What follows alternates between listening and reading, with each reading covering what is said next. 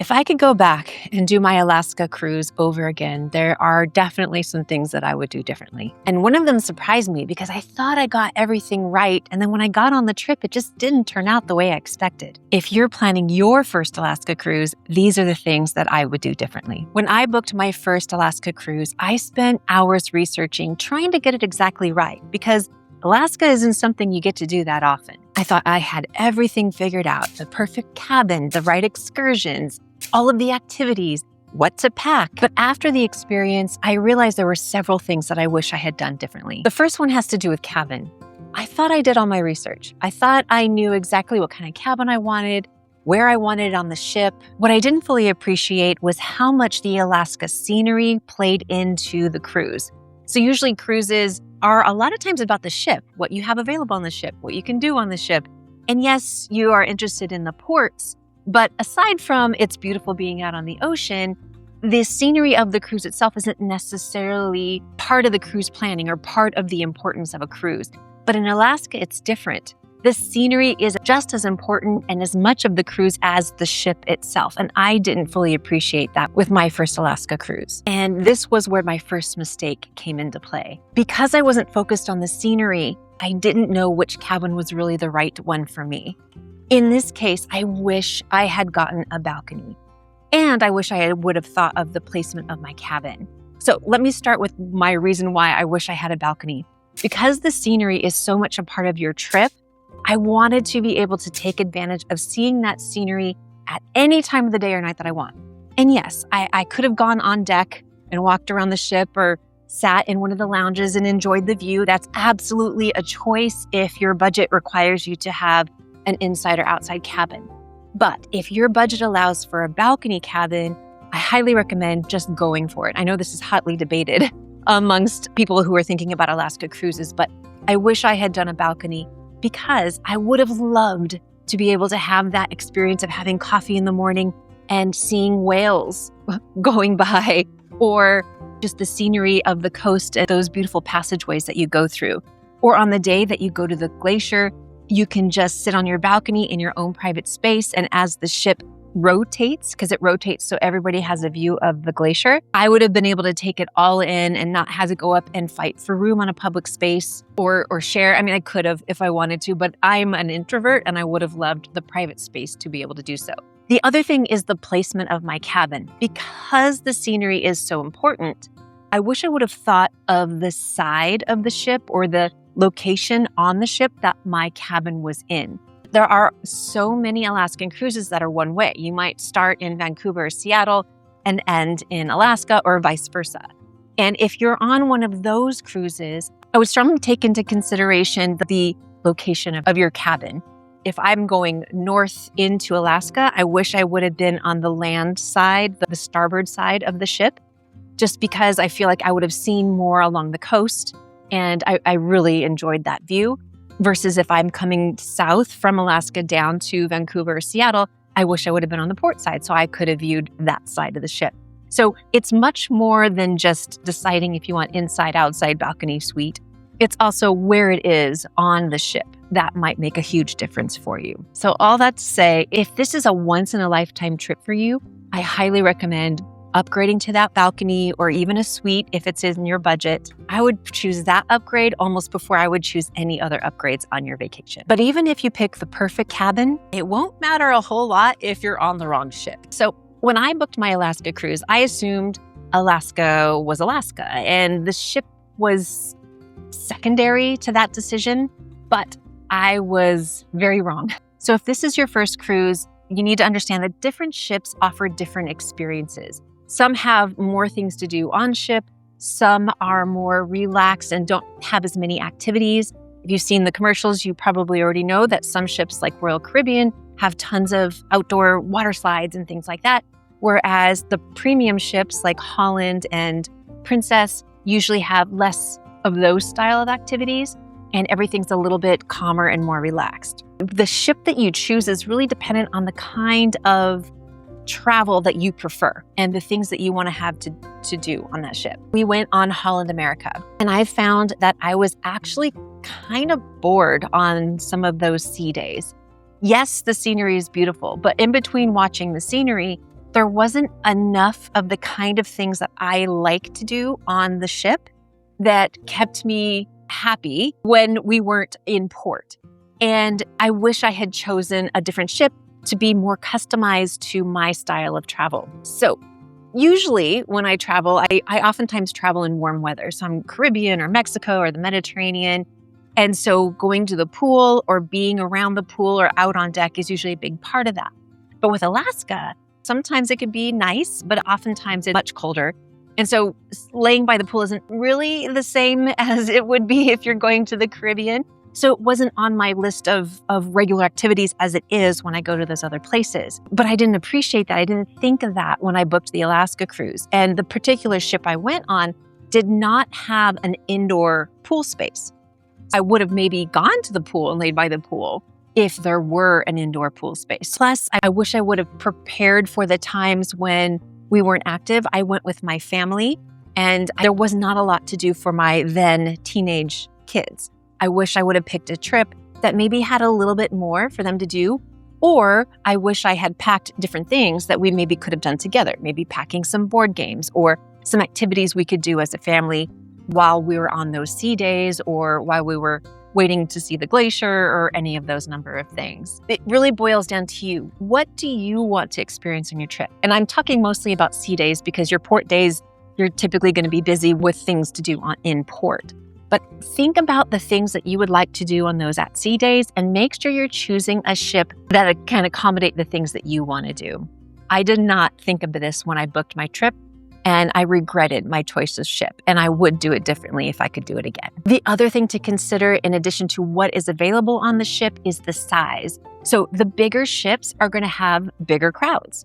Bigger ships have 4,000, 5,000 passengers. Smaller ships can have all the way down to only 700 or 1,000. So this will play a big part into the crowds that are around you. And you might decide you enjoy the bigger crowds, or maybe you don't want the bigger crowds. So you would choose a bit of a smaller ship.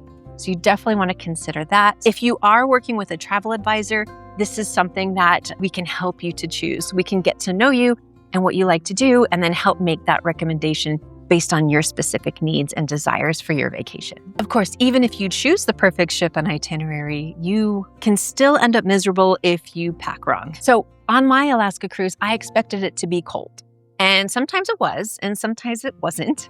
But I packed for weather that was way colder than I expected. So what I wish I had done is pack more layers. I did not do that. I packed too many warm clothes and not enough layer options. So on those days when it was a little nicer, I was too hot and I didn't really have any other options to choose from. So that is one of the major things that I wish I had packed differently. Also, as I mentioned earlier, I was there with my teenage kids at the time, and I wish I had had more things for us to do together. So I wish I had packed some board games or some things that we could enjoy together as a family. I didn't even think about that, and that is definitely something that I wish I had packed. The other thing is I didn't consider the excursions that we were taking, and honestly, we had a last-minute change to one of our excursions. But things like waterproof shoes, if I knew we were going to be wading through any of the streams or canals or waterways, bringing things like rain gear if it might rain, or boots if we were going to be out hiking on a glacier. So all of those things you really want to consider, not just the weather, but the excursion you're taking, and if you're going to require any different gear or special gear to accommodate that excursion. What I would not recommend packing is super heavy winter gear. Most likely you will not need that, and if you have enough layers, you can get by. Worst case scenario, there's always shops on the ship that you can buy, an extra sweater or an extra jacket if necessary. And usually on all of the Alaskan cruises, they have plenty of blankets available. So if you're out on the deck or on your balcony, you can usually wrap up in a blanket and be just fine. The other thing is you don't want to overly pack formal attire. Usually on these cruises, you might have a formal night, but in general, you really don't need to be super formal on these cruises. They are a lot more casual on these particular itineraries, so I wouldn't worry taking up space with a lot of formal attire. So think layers, not winter. All that to say, packing wasn't actually my biggest surprise. The next one was. So as I mentioned, nobody told me I was going to get bored. How could I possibly get bored? I'm on a cruise to Alaska. It didn't even compute in my head that that would be a possibility. But because the Alaskan cruises are more focused on scenery, I didn't take into account what there was to do on the ship. As I already said, I wasn't thinking about that. I'm used to like I said, warm weather cruises where a big part of my at-sea day is laying by the pool or enjoying the sun. And that all got taken away on an Alaska cruise just because it was too cold to do those things. Like I said, it's mostly a scenic tour. So there was a lot of time where you were just cruising and you weren't in port, and we got bored. So what I wish I had done differently is choosing a different ship, bringing different items, and just giving it some thought so I would have been ready for it when it happened. The biggest mistake I made here was expecting this cruise to be like all the other cruises that I had done. And Alaska is nothing like any of the warm weather cruises. This is a different kind of cruise altogether, and I wish I had thought of that before I went on my trip. So I mentioned it's mostly scenery, but there are port days. And speaking of port days, because Alaska tends to be a once-in-a-lifetime style of vacation, it's so tempting to want to do and see absolutely everything at every port. So when we were planning our trip, I was trying to maximize all of our port time, doing excursions or walking around the port, trying to fit as much as I could in. But the problem with that is A, Alaska excursions are quite expensive. So I was running up against limitations on my budget when I was trying to do this. But B, I thought I had to have an excursion to fully enjoy each of the ports, and that was not the case at all. Also, I found myself booking the first things I thought of, and I ran out of money before I actually booked the things that were true bucket list items. I wish I could go back and do it again, because I would pick entirely different excursions knowing what I know now. I would reserve the excursions and truly, the first things I would book would be my bucket list things, the things that I've always wanted to do, whether that's dog sledding or hiking on a glacier or whale watching, whatever that is. I recommend booking that first and having that be your primary focus. And then if you have budget and time available, then you can pick things around that, especially if this is your once-in-a-lifetime trip to Alaska.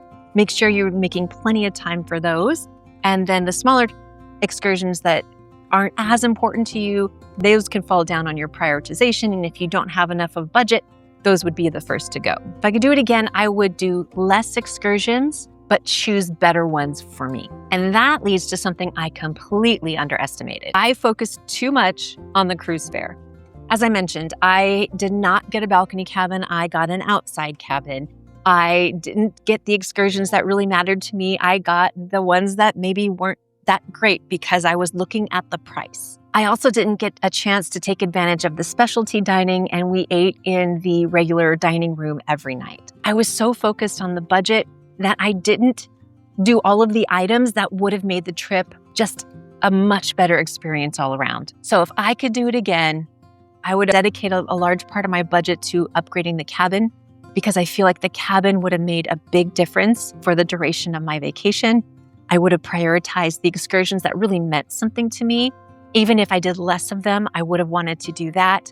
I also would have taken advantage of some things that would have made the trip smoother and easier, such as a hotel ahead of time. And if you are going one direction and maybe ending in Alaska or starting in Alaska, I would recommend even having a hotel for a few nights, either at the beginning or the end of your vacation, to truly take advantage of this new place that you might only get to once in your lifetime. I wish I had thought about that. I also wish I had taken advantage of transfers to make getting to and from the port a lot easier. We took an Uber and it didn't end up working out, and it just was a pain in the butt. And so I wish I had thought through more of the details that would have made this once in a lifetime trip a lot smoother, a lot easier. And I can't help but wish I could do it again so I could do all of these things differently. If I could give you any advice, that is to slow down. As we've already talked about, Alaska is generally a once-in-a-lifetime experience. The lucky few get to go multiple times. But even if this was my 100th Alaska trip, I wish I would have slowed down and enjoyed it. Alaska is such a magical, wonderful place.